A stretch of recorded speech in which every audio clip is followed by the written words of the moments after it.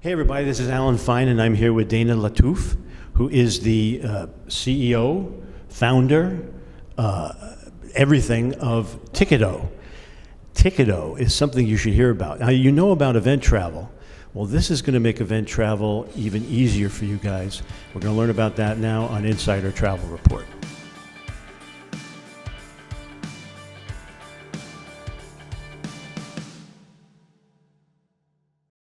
Dana, thank you for talking to us. It's a pleasure to be here. I've heard about you guys, and now, first of all, when did you first come up with the idea? So I think it was about 2019, and the world was going through a significant change. So we started to hear all about APIs and how ecosystems should be open so that you can allow for other companies to tap into all of the product offerings. So in my perspective... You have an IT background? No. Computer? Okay. No, not at all actually, but I've been always very fascinated with tech. I studied business at the University of Bath in London. So 2019 was a very interesting transition in the world of tech because the world moved from something called closed ecosystems where people were hugging their own data, keeping kind of closed barriers, to open ecosystems. We started seeing the rise of APIs across flights, hotels, all sorts of things. But no one was doing tickets. And in my mind, I was thinking that that is a fundamental piece of infrastructure in the world that needed to see light. It came from me wanting to solve a personal anecdote of mine. So I was in Istanbul with my family. So it's very interesting. I have 4 other siblings and my 2 parents. We're an entire football team when we travel. And we all like to do very different things when we're in a destination. It was an absolute nightmare trying to find tickets for things to do in Istanbul because we don't speak the local language, we don't know the local ticketing platforms there. But we kept using Uber. Uber is a platform that everyone knows and is comfortable with. Why can't I buy my tickets on Uber the same way I can book my taxis? And so this is where the idea came from. So I land back from Istanbul to London, and it's the first thing I start thinking about. I keep thinking about that problem until I realize that the underlying systems in the ticketing world are very fragmented.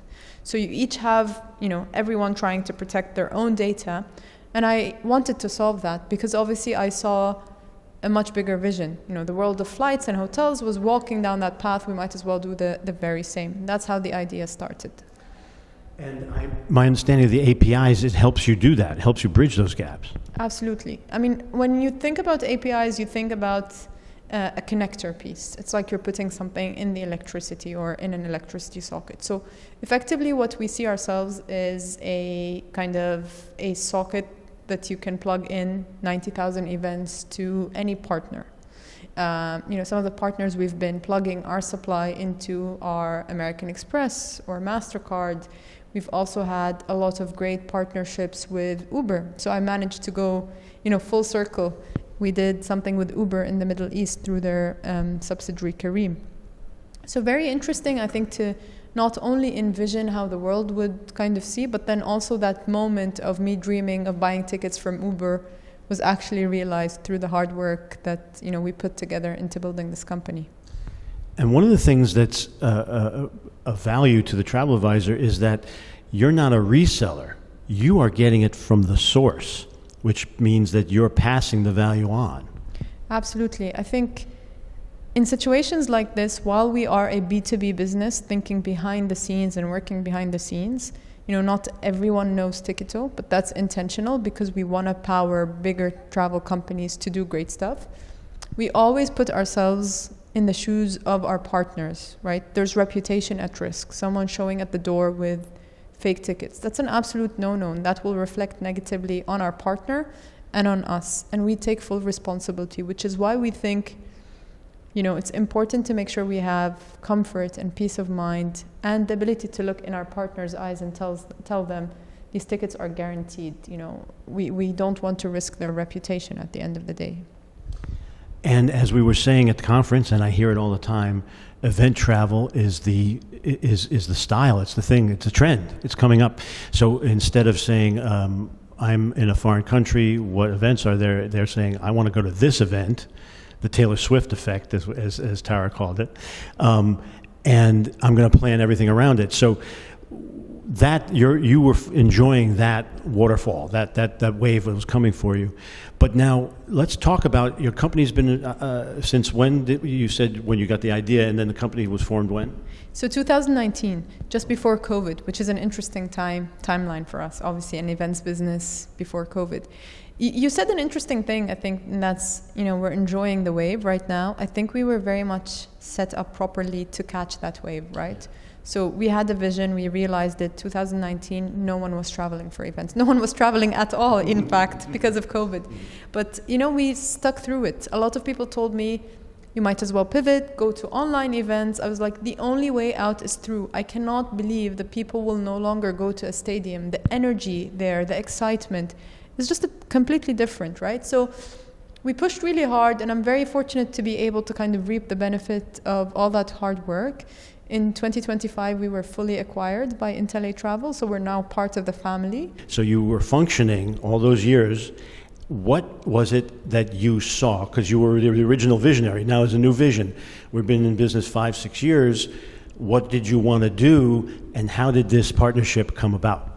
Absolutely. I mean, I think it's a very good question, especially for a founder of my age, right? So the dream is to also build, but see it through. And success to a founder is one of three things. You either sustain a company to the point where it's self-sufficient and working great, which is the easy option sometimes, or you see through to an acquisition, or you go public. For us, the world of travel was shifting very quickly. I then was very fortunate to meet James, CEO of Tickitto, and I shared my vision with him about the world of travel and how events are being kind of the hook, the key moment where people are buying that. And that's when we started to talk about an acquisition. And I think we definitely made the right choice, obviously not just because of the leadership of the company, but more importantly because of the access they offer in terms of the agents, the transactions, and the community. So it's super cool now to be able to stand on the shoulder of a giant like Tickitto, to be able to see that vision 10x, much faster execution, better access, better distribution. Having said that, I think we also have a very cool setup with Tickitto in the sense that even though they've acquired us fully, we're still able to service some of our key partners, and we're still continuously looking to service other travel companies or other companies out there who are looking to add tickets. So travel advisors who are watching this? Absolutely, absolutely. We have all sorts of solutions that we can support small travel agents or large travel agents. So what we can give you is the API, but then also we've built a ticket booking system, a website you can call that, which we can white label for all of those tech savvy businesses who are looking for something to be quickly set up. So yeah, whether you're a small agent, independent agent, or a large organization, our tech solution is very much. So a small travel agency can make it white label, make it look like they have this ticket center that's powered by you guys. Absolutely, yes. So what's the goal now? So it was 2019, 2025, 2030. What do you think is going to be? It's a very interesting question. I think I might need to take a couple moments to think here, but obviously we want to push really hard to continue to deliver excellence. That's the number one key thing that we push for.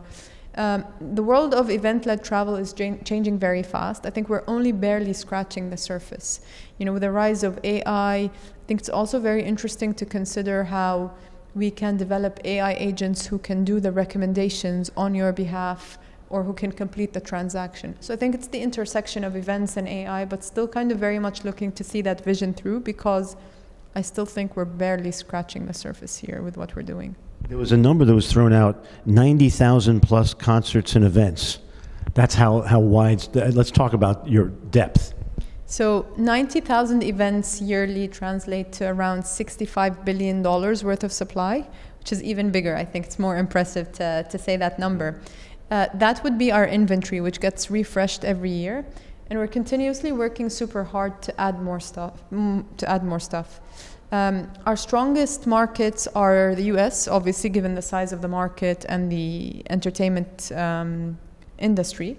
followed by the UK and Europe, and then we're extending into the UAE, obviously, which makes a lot of sense because IntelliTravel is also venturing into the UAE, but then it's a huge market.